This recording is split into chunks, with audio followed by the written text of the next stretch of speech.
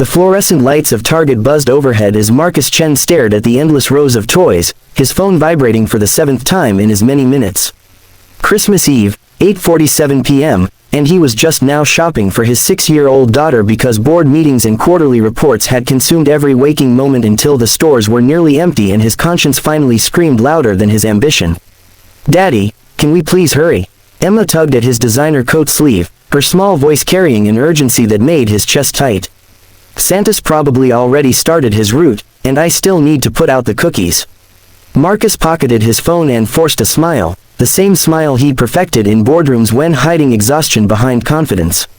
"Of course, sweetheart, show me what's on your list." But before Emma could answer, a small, desperate voice from around the corner made them both freeze.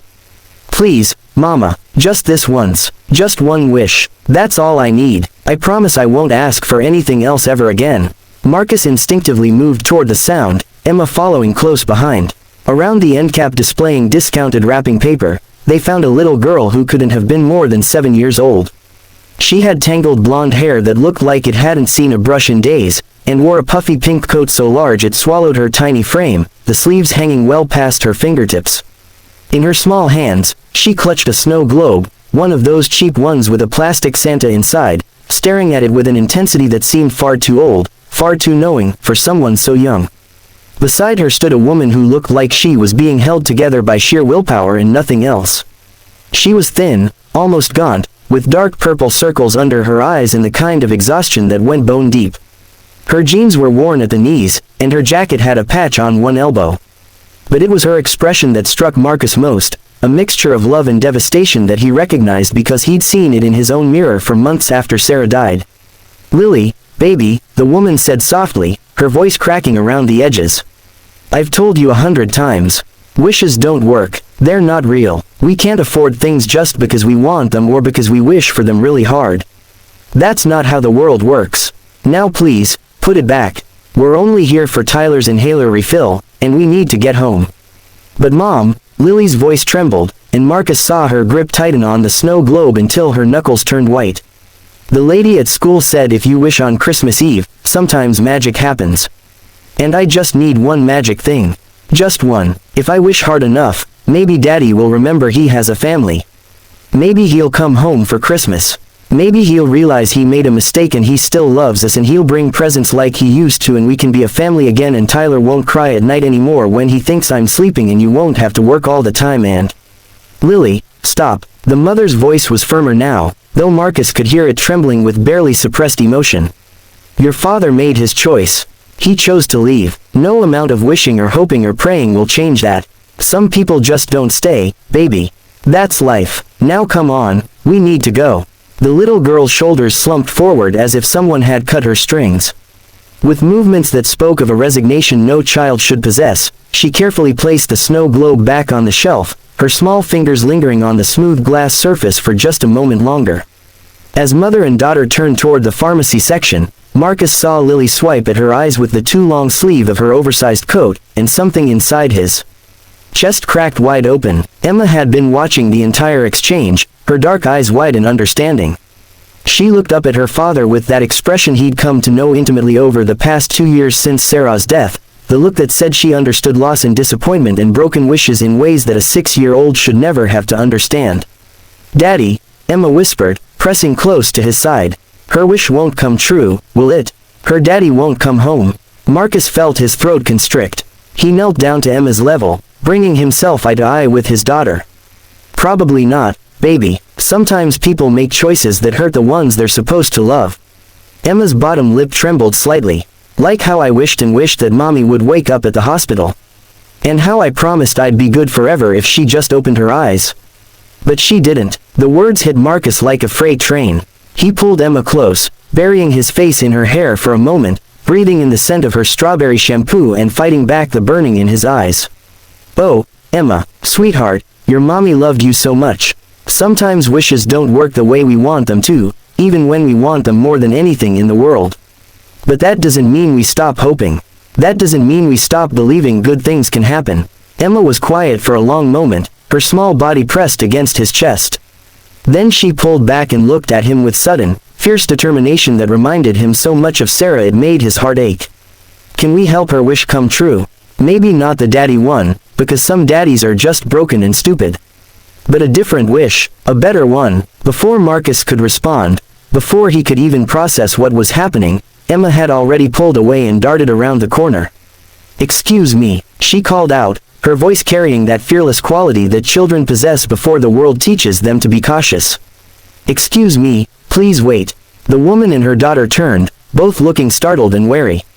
Up close, Marcus could see the woman was younger than he'd initially thought, probably early 30s at most, but hardship and struggle had carved lines around her eyes and mouth that aged her beyond her years. Her daughter Lily had the same blue eyes as her mother, red-rimmed from crying, and the same stubborn set to her jaw despite the defeat written across her small face. Emma walked right up to Lily with the directness of childhood. "My mom died," she announced, and Marcus winced at the bluntness even though he knew Emma didn't mean any harm. "She had cancer, and I wished and wished for her to get better, but she didn't. So I know about wishes that don't work. But my dad, he's really smart, he's a CEO of a big company. He says that even when the big wishes don't come true, sometimes smaller wishes do. And sometimes the best thing is to wish for different things than what you first wanted." Emma turned to look at Marcus, gesturing for him to come closer. He did, acutely aware of how he must look, his expensive wool coat, his designer watch, his shoes that cost more than some people's monthly rent. The contrast between his obvious wealth and this family's poverty felt obscene. "What my daughter is trying to say," Marcus started carefully, "is that we'd like to help, if you'll let us." The woman's expression immediately shifted to suspicion mixed with defensive pride. She straightened her spine and lifted her chin. "We don't need charity," she said firmly. "We're doing fine. Come on, Lily. We don't have a tree," Lily suddenly blurted out, her voice small but clear. She was looking at Emma, not her mother. "You asked what I wished I had for Christmas morning. We don't have a tree. We don't have presents. Last year we had lots of presents and a big tree with lights and Daddy made hot chocolate and we sang songs. But this year," she trailed off, looking down at her worn sneakers. The silence that followed was deafening. Marcus watched the mother, he didn't even know her name yet, close her eyes as if in pain, her jaw clenching with the effort of holding herself together. "What's your name?" Marcus asked gently. The woman opened her eyes, and he saw them glistening with unshed tears. She hesitated for a long moment, clearly debating whether to engage at all. Finally, she said, "Catherine. Catherine Morrison. This is Lily, and her little brother Tyler is at home with a neighbor. He's 5, and look, I appreciate the concern, I really do, but we're not your problem. We don't need. My name is Marcus Chen. This is my daughter Emma. And I know this is going to sound strange, but what if I told you that helping you might actually help us?"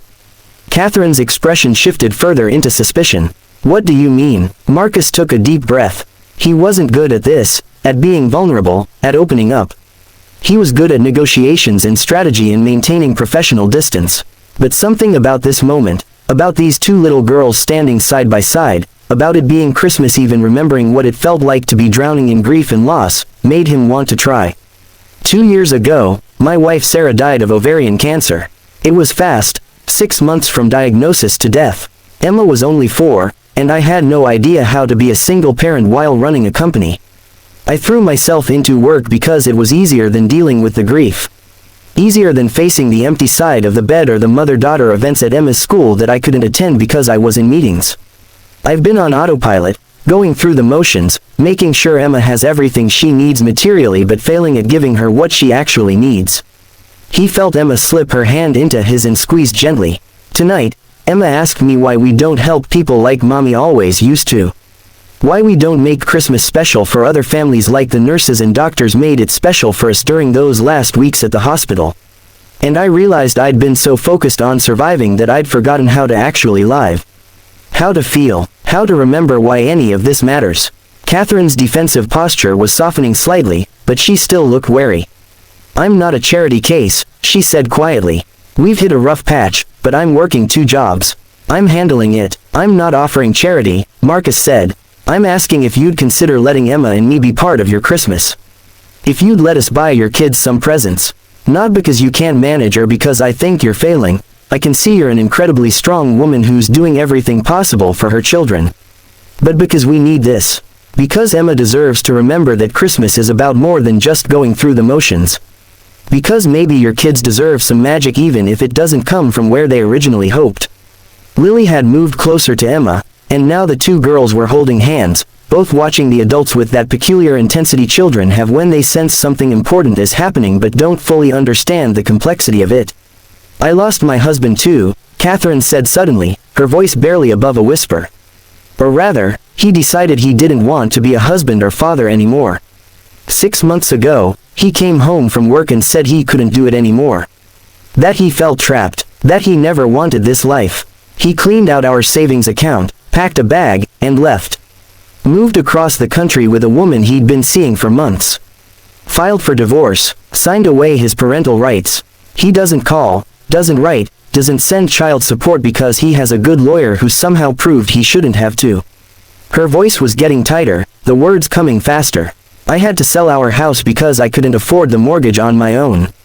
We moved into a tiny 2-bedroom apartment on the wrong side of town. I work as a waitress during the day and clean office buildings at night.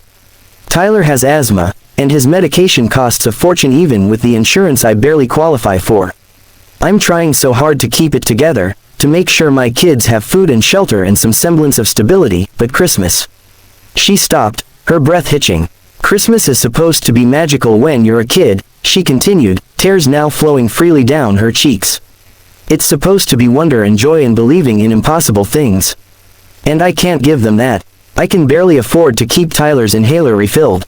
There's no money for a tree or presents or anything that makes this season special. And the worst part is seeing the hope die in their eyes. Watching them realize that wishes don't come true and magic isn't real and sometimes life is just hard and unfair and that's all there is to it. She wiped at her eyes with the back of her hand. I'm sorry. God, I'm sorry. You don't need to hear all this. We're fine. We'll be fine. Come on, Lily, we need to get Tyler's medicine and go home. But Lily wasn't moving. She was still holding Emma's hand, and now she looked up at her mother with such raw pleading that Marcus felt it in his soul. Please, Mama, Lily whispered. Please, maybe this is the wish that actually works. Not Daddy coming home, but something else good. Something to help us remember what Christmas used to feel like. Marcus saw the exact moment Catherine's resolve crumbled. Her shoulders sagged, and a sound escaped her that was half laugh, half sob. She looked at Marcus, and he saw in her eyes the same desperate exhaustion he'd felt so many times after Sarah died, the bone-deep tiredness of trying to be strong every single moment, of carrying everything alone. Okay, Catherine said softly. Okay, but nothing extravagant, please. I couldn't bear it if you spent a fortune on us. Just something small, something reasonable. I promise, Marcus said, though he was already mentally calculating how to honor the spirit of her request while still making this Christmas unforgettable for her children. What followed was perhaps the strangest and most wonderful hour of Marcus's life. The four of them, 2 single parents and 2 little girls who had become instant friends, walked through the store together.